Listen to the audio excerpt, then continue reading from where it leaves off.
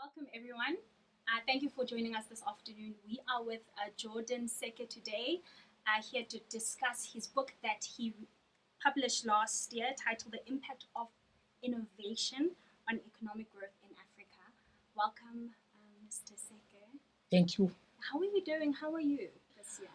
I'm good despite the slow beginning of the 2021, but we're looking ahead for great things. Okay. Last year, you published a book on economic growth in Africa. Can you please just give us an overview of what the book was about and the impact you're hoping to achieve through it? The book literally was about the impact of innovation on economic growth in Africa, but Africa is a continent of 54 countries. And believe me, I could not do a study on those 54 countries. So I decided to narrow my view or observation on two specific countries, being Ethiopia and Rwanda. So the impact that I wanted the book to have on the continent, it was for us to start telling the story, the African story, from the African perspective. That is basically it. I didn't want people to think on writing the new page of our continent, the story of our continent, through the prism of other people's views, being foreign people who are not even African, closer to be an African. I wanted them to view our continent and countries that are doing good through the African eye. And what is the story? And were you able to achieve that, to tell the story? Yes, I think the book speaks for itself. The story out there is quite splendid in the outset. Why I'm saying splendid in the outset? Those two countries have a lot of common ground. They are naturally landmark locked countries. They don't have access to the sea.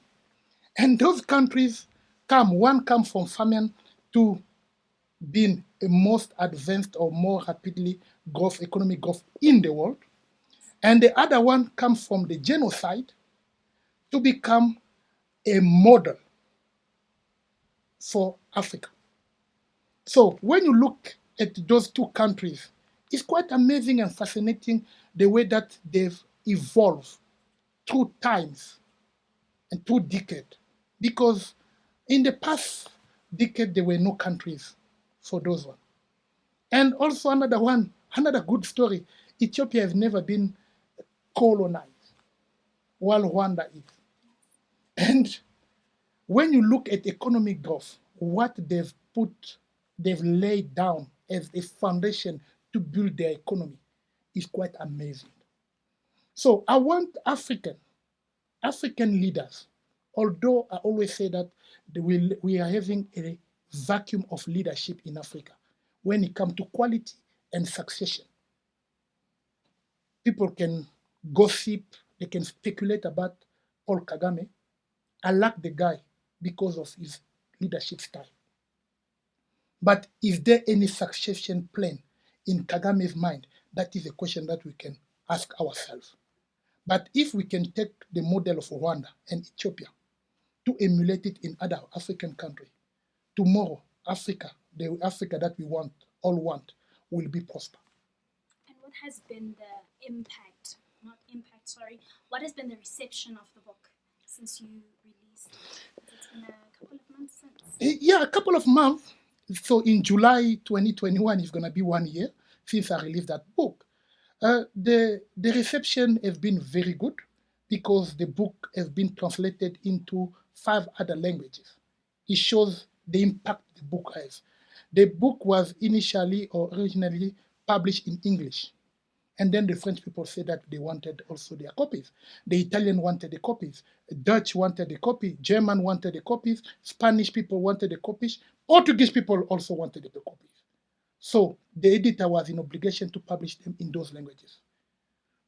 And believe me, I've received several invitations for us to discuss this book in depth, but the reality of COVID-19 on the African continent has been quite very high in such a way that even the ease of movement was being forbidden. So I'm just waiting, but maybe I will come with another book in a few months' time. Are you hinting something? I don't know if I will say that I'm hinting something. I have quite a few publications, few papers around there and there. People even suggested that I will look into doing a PhD by publication. But I don't like shortcut in life. I like hard working, and I have to pay a price to get something out there. So those publications are done individually, separately, through different spirit, through different prism, through different length. The books was published using a different lens to look in Africa as a continent. What can we do to be great? And may I ask, what would you say is your vision for economic growth in Africa? Wow, that is a good question. Do I have power means to shape or to implement my vision in Africa? I don't know. But believing in my leadership style and principle, my vision in Africa is for us to emulate growth and to be creating a free market for African. We should avoid copying and pasting stuff left and right. Because the Rwandan model, speaking in model, the Rwandan model is unique to Rwanda. But in the model, the basic line can be copied and pasted everywhere. Rwanda, Ethiopia, Kenya, and which country again? South Africa, don't count South Africa because South Africa had infrastructure long before. Those three countries, you have to take an example of those three countries. What they are doing, even Senegal, yes, taking also Senegal, what they are doing to foster economic growth. They are building foundation. They are laying the foundation through infrastructures buildings. You cannot speak of economic growth without infrastructure.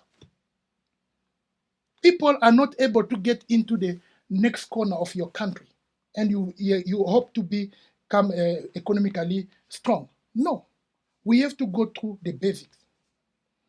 As long that the internet will still be a luxury in Africa, that economic growth will not be seen.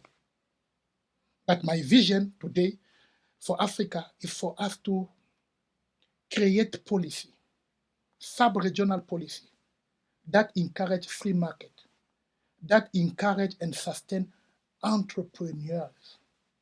The future belongs to opportunity creators, not job seekers. They create opportunities through the legislation that protect and guide them to be safe and sustainable, and job creation become just the output. So if there is anything that I can appeal to African leaders, is through the African Union to come with strong policies. And they must respect also those policies. Because I think the problem with Africa today is the non-respect of policies and constitution. There are good books, there are good texts, good legislation, but at the end, in practice, we are not even closer to deliver on those promises. Which is what I wanted to ask you next, that you spoke about policies and transformation and African leaders. But it's easy, well, it's not easy, but we can say it's easy to put something on paper and, for it legislatively to be there, but for it to make the impact that it is aimed on making and for it to be put into practice is something completely different. How do we achieve that? We keep on making these new policies, hoping for transformation, but at the end of the day, who is putting these policies into practice? Here, I think the whole, there is no who. It should be our whole, you and I. The change that we want in our society must or should start with you and I. I always think we have good legislators in Africa, very good, very sharp. In all the languages that are spoken in Africa, we have good legislators. But the problem is the strategy of implementation. That is what we always lack. As Africa as a whole, yeah, there is sporadic or isolated cases left and right there where we can see some implementation going. And some implementation started, but never end this completion. Because the person who was at the arm of shifting the gears, changing the gears to have that change happen, has been kicked off or lose favor of the person above him. And sometimes they kick him out. That was said earlier on. We African, we suffering of the vacuum, to the vacuum of the lack of leadership when it comes to quality and succession. We don't have succession plan. That the succession plan is part of a strategy. Unless you and I, we start doing, believing, practicing whatever we wrote down, you will not see another person doing it there. So what you're saying is up to you and me. Yes. In order to ensure that those policies have been put in place. Believe me, if it was only about making money, by now, I will not be sitting in front of you talking. Because I receive a lot of offers where some leaders, they call themselves leaders. I don't know on which ground, but I gave them the benefit of doubt. They've been contacting me to say that I should be playing the role of their advisor. I refuse those offers. I rather play a role of a consultant than the one of an advisor. Advisor, you can hire an advisor. Put that guy in your cabinet. And among your staff, the name of that advisor appeared. But do you listen to that advisor? Question mark. While I'm a consultant, it costs you a lot of money. Let's take a typical example. I live in Johannesburg. I live here with my family and everyone. I will not accept a job of an advisor to go and be working in Kenya because it's going to take me time for me to adapt. While I'm a consultant, I can still be living in Johannesburg and go and consult with you. But because the consulting work is normally charged on an hourly basis, whenever I come there, give you advice, you will take it seriously because you will think of the cost that you had to endure for you to have me there in Kenya at that time for me to give you advice. So that is what I always believe. And I also believe that the impact that a leader has to make in society are not always rewarded in monetary values. Okay, and what do you mean by that? I mean by the social impact that idea or that implementation can have. Because let's be honest, we are a potentially rich continent. I always like to put between the quotation so that people don't take me wrong. And they have to hear out my perspective when I say that. Okay, let's hear it. Today, countries like Angola, Gabon, Congo Brazzaville, Nigeria, their economy were based on crude oil. Now that we are not traveling a lot, we're barely using our cars. And the airline companies are barely traveling left and right like we used to do. What is the economy now? They are down because they lack strategy on a diversified economy. While countries that rely on agriculture, going back to Ethiopia and Rwanda and Kenya, they are doing wonderful. At this time, while the economy, the world economy has been shrinked and disturbed by the wave or the spread of COVID. The country that live or the economy is based on agriculture are doing great. Countries that economy are based on other stuff than natural resources are still doing great. And that's where the diversification comes in. Of course, we cannot have a country that solely believes only in one amazing natural resources that bring a lot of money into the economy. And what about the circular economy? The state itself is not rich without the power and help of the private sector and the entrepreneur. That's correct. That's why I said earlier on, unless we sit down, bring up policies, adapt them to the changing environment and society as technology and all other means are transforming our lives. Unless we do that, otherwise we will be crying on our knees because people will be losing jobs. That's correct. Let's shift gears a little bit. You talked about change, transformation. Let's just look at the digital transformation that is happening currently today and the state of Africa, where Africa is, just in comparison with the movement of the rest of the world. Sure, that is quite an amazing topic, digital transformation. Allow me to quote two of my great professors, Professor Brian Armstrong and Professor Gregory Lee at the Vet Business School. They said in their book that is going to be released in a few weeks, is already completed.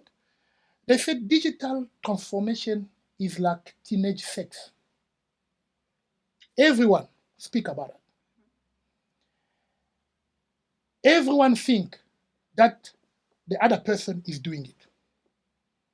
While at the end, we are all doing it on our own ways. I don't want to bring digital transformation as a buzzword. People will quote me wrongly. Let me put, or let me try to define digital transformation. What is digital transformation? Because that is the laying factors. Before we even do the comparison between Africa and the rest of the world, people have to understand what is digital transformation.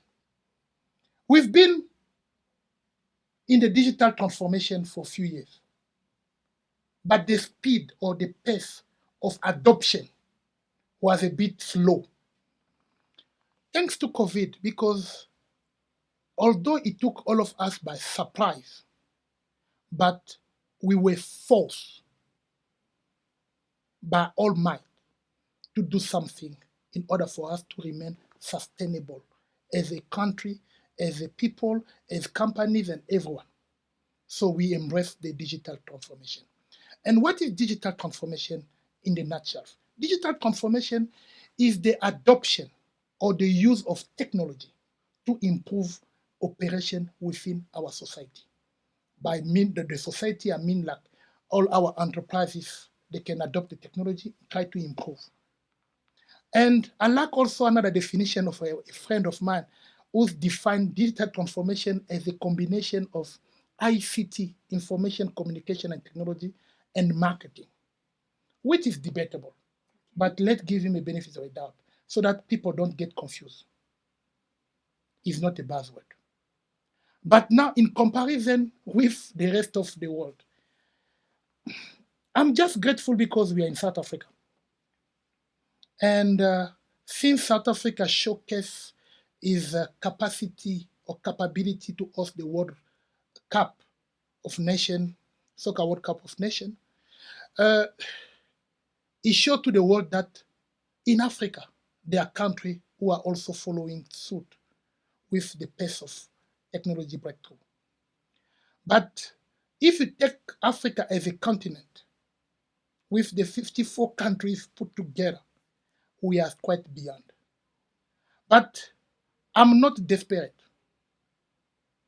I think we will be booming through reverse innovation. Reverse innovation is basically the innovation that comes from the emerging market to impact the, the developed society or industrial world. And you may have the lack of the M-Pesa, those kind of things, because it speaks to the heart of our realities. But now with COVID, who's going to the bank to do the transaction? I think the mobile money play its role.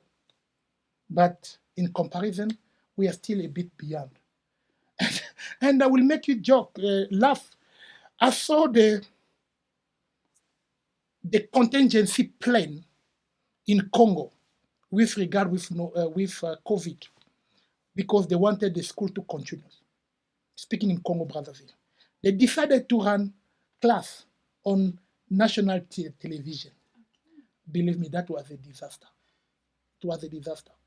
I'm even ashamed when I'm talking about it. They were never ready.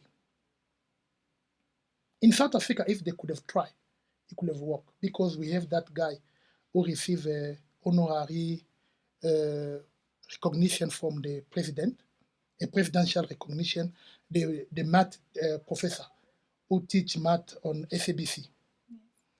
So that has been quite amazing. So if that could have been the case, the shifts could have been easy.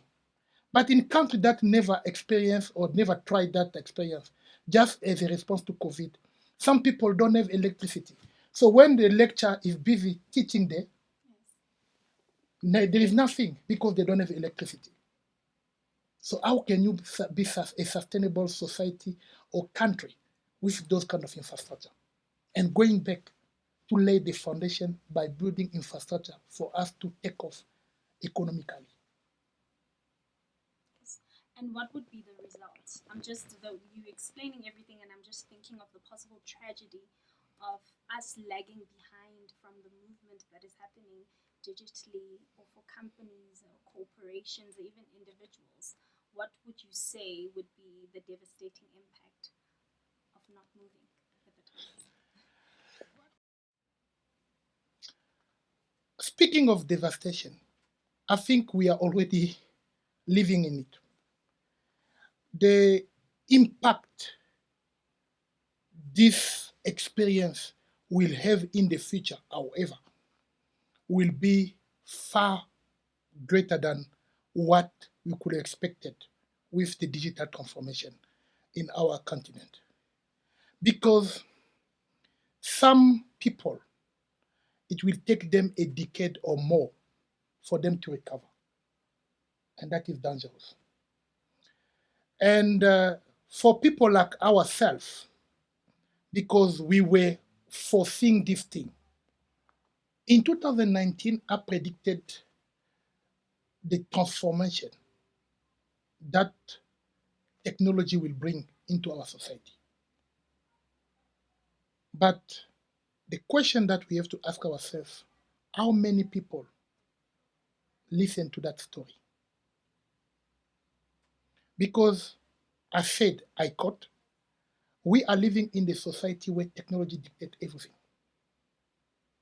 You may not like it. If you don't embrace the change, you'll be out of business. And by the time that you come back, it's going to be too late.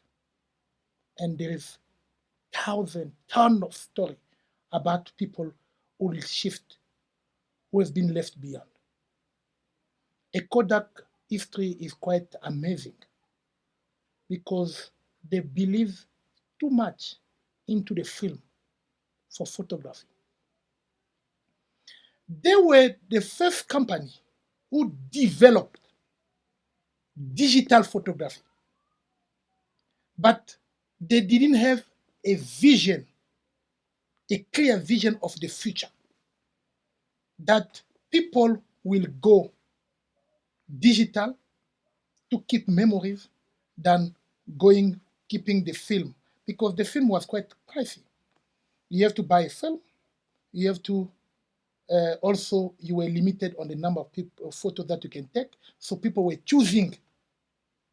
And also you have to get money to develop. Well, in the digital world, our phone are doing quite a great job through photography. So that is just to give people perspective into what to expect. So what you are saying is that if we don't climb on the already moving, escalating train, that we will be left behind. Definitely so. Okay, let's now move on to the future, digital future and cryptocurrency. What are your views? What is cryptocurrency? Where are we moving? Is there space for it? There seems to be a lot of misunderstanding and misconception when it comes to it. Yeah, thank you. I'm glad that you're asking that question. Cryptocurrency is the future. Full stop. Mark my word. Cryptocurrency is the future, but let me bring people into concept or into the context of cryptocurrency, digital transformation, and all these things. Let's use the money evolution an example. The world or society started with the money on the barter process. You have apple, I have oranges, the other person have pears and all these things. I want the apple, we will exchange and all these things. And then the difficulties become when one of us has more and was not able to do the change because another person was being left behind. Then we move from the barter process to the gold. People were doing the exchange of value. Keep the word, the exchange of value through gold. God gave birth to Quent. We were doing the change with Quent. Quent gives birth to fiat currency. Fiat currency is your banknote and all these things. And fiat currency gave birth to wired transfer through your credit card. From wired transfer, we went to internet banking. Yes. And from internet banking, now we go to cryptocurrency. What is cryptocurrency? Cryptocurrency is the transfer of value into digital money. Yes, value is defined different ways. What you perceive as value is not necessarily what I perceive as value. But in order for you to be in the digital future or the cryptocurrency, you have to understand the value of money. Because there is not regulated. It use a different technology that blown everyone head. But I don't want people to get complicated about that. Yes, and that's where the skepticism is. Yes, I don't want to go there yet, Yes. but I will try to give using plain English to explain everything around the blockchain technology. But now let's stop here for the cryptocurrency. So the transfer of that value into digital money, that is where things happen. That is where the magic is happening. Now, let's take a step back. You know the market of our fiat currency is regulated. There are banks and all these things. If you want to send money to Zimbabwe here, there is 4 banks involved in the transaction. 4 banks. I'm talking about wired transfer of money from your account in South Africa to someone account in Zimbabwe. I'm just taking a blank example. Your commercial bank, I don't want to name banks here so that we don't do any marketing for the bank. Your commercial bank where your account is housed will make a request. You make the request to your bank, and the bank now make a request to the Reserve Bank of South Africa. The Reserve Bank of South Africa make a request to the Reserve Bank of Zimbabwe. The Reserve Bank of Zimbabwe, after accepting that request, will now send the signal to the commercial bank of Zimbabwe, of that person in Zimbabwe. Those transactions were taking days. And thanks to the internet, invented in 1980s, but it boomed in 1980s. So after a decade long, the internet came to life. Now, you seem to think that the process becomes much quicker. But remember, those 4 players are still in the game. The only thing that has changed, it become quicker and they trust you now. So you sit in the front of your computer and then you do the transaction. Now, the cryptocurrency is the other way around. Cryptocurrency has a cap. While our money, fiat currency, don't have a cap. And you will remember a few years back, Zimbabwe printed $1 trillion Zimbabwean dollars. So your money lose value. That's correct. You will remember 2007, 2008, the economic crisis. So the Federal Bank of the United States, to clear the debt, decided to print the money and clear the person, like if you owe me 1,000, they will say that you don't owe me anymore. And people didn't question where those money, how those money were paid. It was just the ledger that is controlled and regulated by a government authority. Now, cryptocurrency, let's speak on Bitcoin. Bitcoin has a cap. In the entire world, there cannot be more than 21 million Bitcoin. Never. It cannot go beyond that. So the money keep the value. So cryptocurrency happen where we want to do a transfer of money between 2 people at no fees. No fees. But there is still a bit of control. Although we define the the digital cryptocurrency as the decentralized transfer of money. Why I'm saying that is partially decentralized. You still want to get your Bitcoin. You have your hands. You have to go through the bank process, or in South Africa we use Luno. Luno will sell you the crypto, but it sells you crypto in exchange of fiat currencies. That is the beauty of the money. And why are we saying that is the future? I've explained to you the evolution of money until we get to the cryptocurrencies.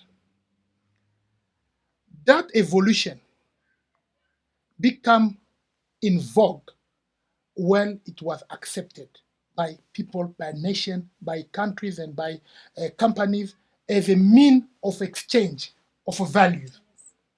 Now, the value will be exchanged through cryptocurrency, through digital money. Why crypto and currency? Currency, we understand the currency part. Crypto, because the exchange is done through the encryption technology.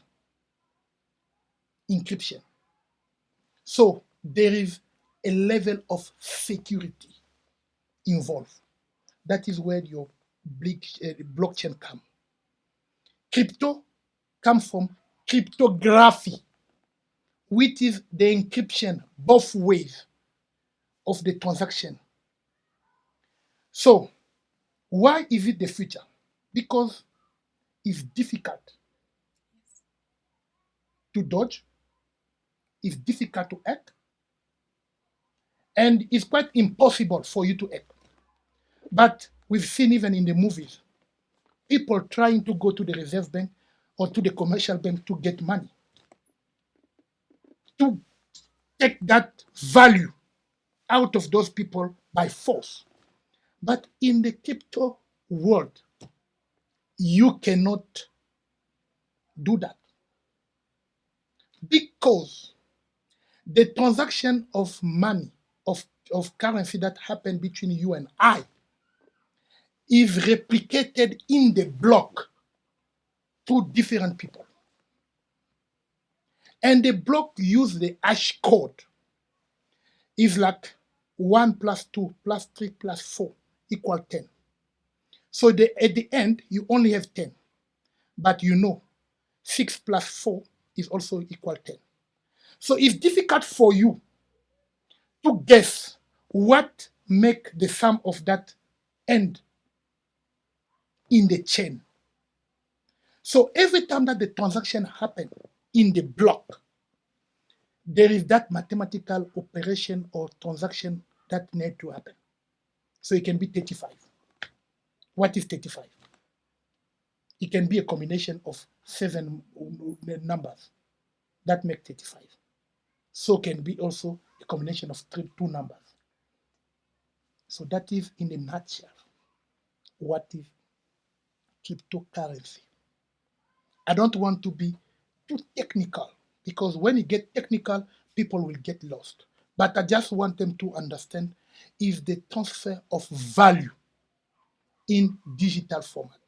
Because you can go back a step back with the internet transaction. You don't basically feed money going left and right. You just put the number, you trust your bank, they send you a PIN, and then the following person there receives SMS to say that the money is in the bank account. He can also, depending of what you want to do, he can either go to the ATM, withdraw the money, irrespective of whatever he found himself. But money basically, technically did not go out to that person. Just numbers were being changed. Just the transaction in the ledger in the bank that was kept. That's why in the bank, they can give you, there's limit. Like if you have 1,000 rand, because we are in South Africa, 1,000 rand. If you have to pay 2 people at the value of 1,000 rand, as soon that you pay the first one, the second one will not be able to pay because they will tell you that you've exhausted your limit or there is even your daily limit and all these things. With the crypto, there is no limit as long that you have fund. There is no daily limit. There is no monthly limit. If you have fund, and you can transfer, and it's the quickest way of transferring money. So that is the future. Because how is going to be the future? Next time, it will be like for you to pay stuff in Pick and Pay or ShopRite. It's going to be using crypto. Because through your cryptocurrency, they will say to you that this thing costs you 0 point something Bitcoin. You in your head and your card, you know how much Bitcoin you have, and you will do the transaction. And that is how we say that is the future. Because people will refuse fiat currency. They will say that here we accept Bitcoin or crypto money. Which is where I wanted to go. You spoke about the security. Now I want to ask about the value. How do we value cryptocurrency? The value has been growing since 2009 when it was created. How is the value is going up? The value is going up because of acceptation of the cryptocurrency in the marketplace. If you are selling fine, you are the one who set price. Me as a customer, I come to your shop to buy a fan. I will have to abide to your rule. So is the value of the cryptocurrency. The person who have it is not letting it go. And you want it. You dearly want it as a customer. So you are basically betting on the value. You said, Jordan, you have 2 Bitcoin. I want 1. I'm capable of giving you 1,000 rand. Benjamin, on the other side, also want the same Bitcoin. Saying that, no, sell it to me at 1.5. Dev, come from nowhere. He said, those people, don't listen to them. I'm going to give you 3,000. That is how the value is going. And now, I still have that Bitcoin. I refuse to sell it to you, to Benji, to Dev, to whoever. But you guys are betting into the blockchain. So the money that I'm holding get increased value. And you also don't want to give up. You will add more money. The person, Benji, also adding until no one is getting it, but the exchange is happening in the marketplace. People are trying to buy left and right and everything, but they are not able to get even a single coin. So that is how the value is going up. is not set by a person, but the market dictate. And because it's not controlled, there is no government there to say, no, no, no, no, I think you have to stop here. You cannot sell it at 10,000. No, that is impossible. We don't want that. And Dev is doing his own thing, Benji is doing his own thing, and you also doing your own thing. Because you have means to dictate. Remember, we are living in a society where technology dictates the rule. It's not you, technology. And we're doing it using blockchain technology. So the rule there is enabled or fostered by technology. Now let's connect the two. At the beginning, we spoke about economic growth, and I know a lot of people. When it comes to cryptocurrency, a lot of people are unsure when it comes to the valuation of it, the declaration of it, because we're all members of a state, and we all, at the end of the day, have to submit our taxes. The government, in order to implement these policies that we spoke about, economic growth, there's public finance involved, and money has to go into the the system in order for us to kind of take Africa forward. Now, when it comes to cryptocurrency, this seems to be an area that a lot of people are not sure of.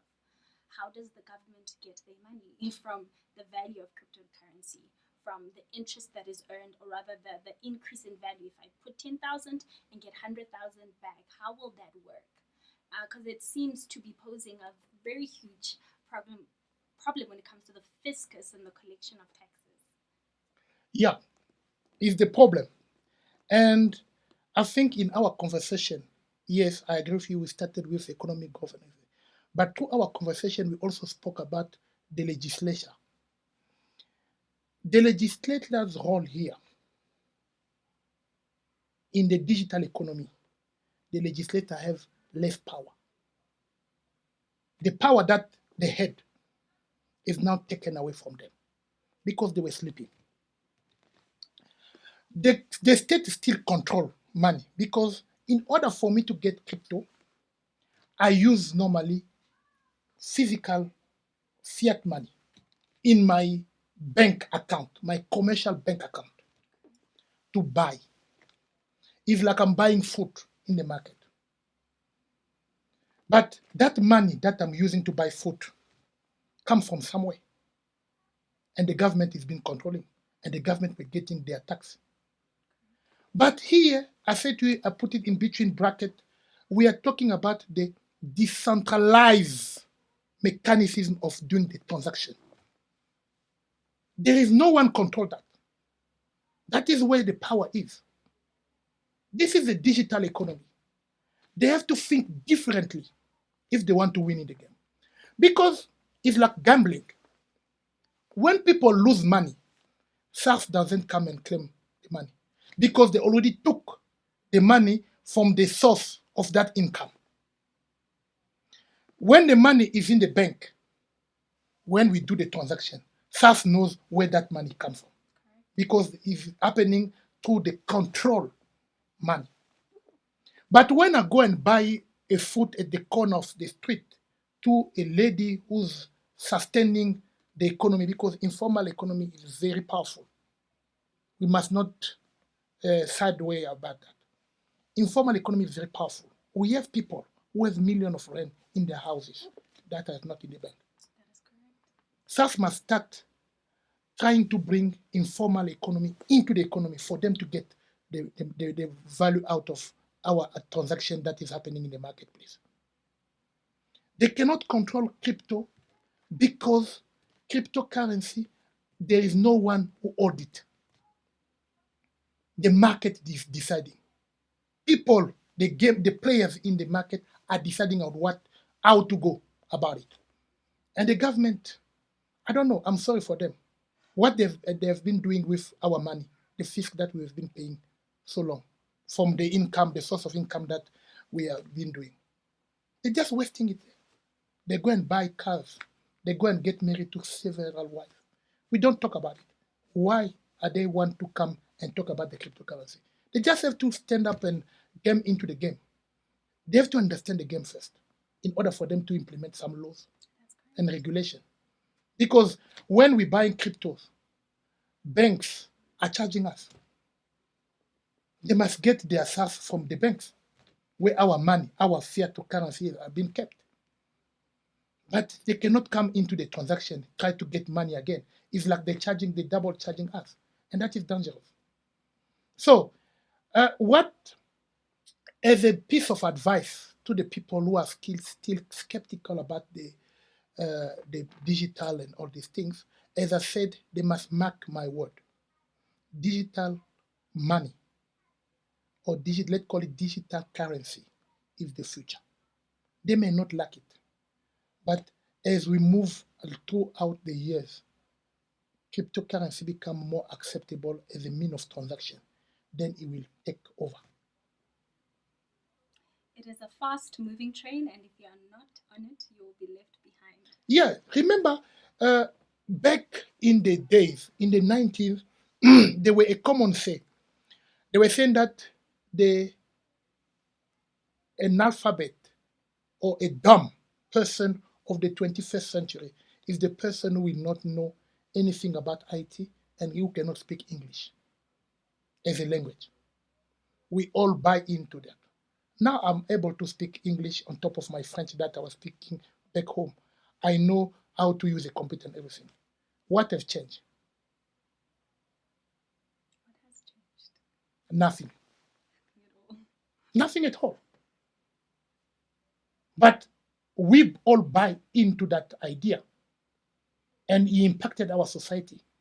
Now we are able to translate the digital transformation because we have that knowledge in hand. But in my personal life, nothing has changed except my bold decision to embrace my life and give it a certain direction. But for the person who didn't embrace his own life, who's unsure about the future, he's sitting there with his English and good manipulation of a computer, but doing nothing, not contributing even in the economy, while we are busy paying taxes here. We have heard it, Mr. Seke, everyone. We would like to know a little bit more about you. You completed your MBA. Congratulations on Thank you. that. And what are you currently doing? I went back to school. You went back to school. I went back to school because MBA is a generalist master's degree. I have my hands on several things. But we spoke about the digital transformation. In order for me to be a good player, I thought into myself that I have to have my hand dirty on the digital sphere. So I decided to go back to school. I'm currently doing my master's of management in the field of digital business. I'm not obliged to understand what is happening at the back door because when you're doing a transaction, you trust the bank and you trust your credit card. You don't know what is happening there. But I just want to be on top of making that decision, that board decision for those organizations to remain relevant, for them to do not go bankrupt. So that is basically the trend and what I'm basically doing at the moment.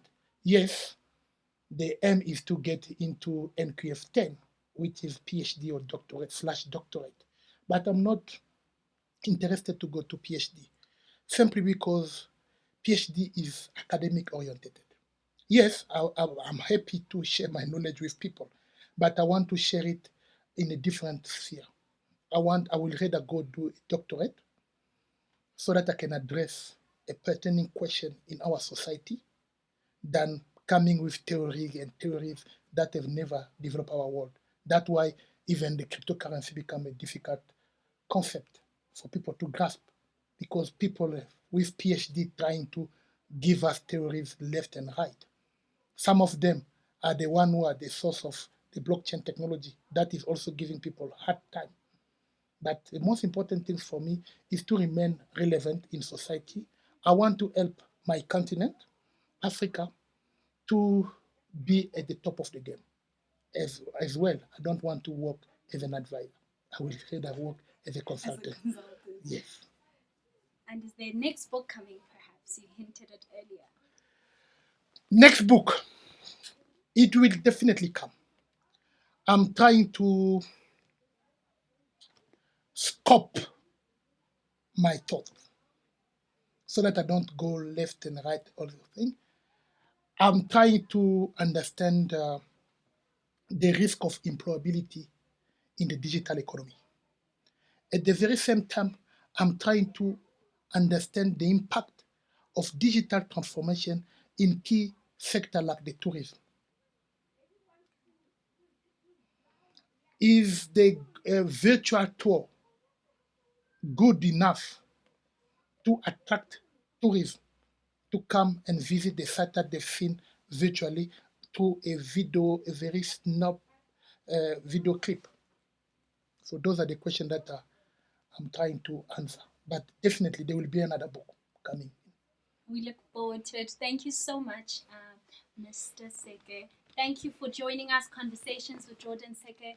And yes, we'll see you next time. Thank you very much.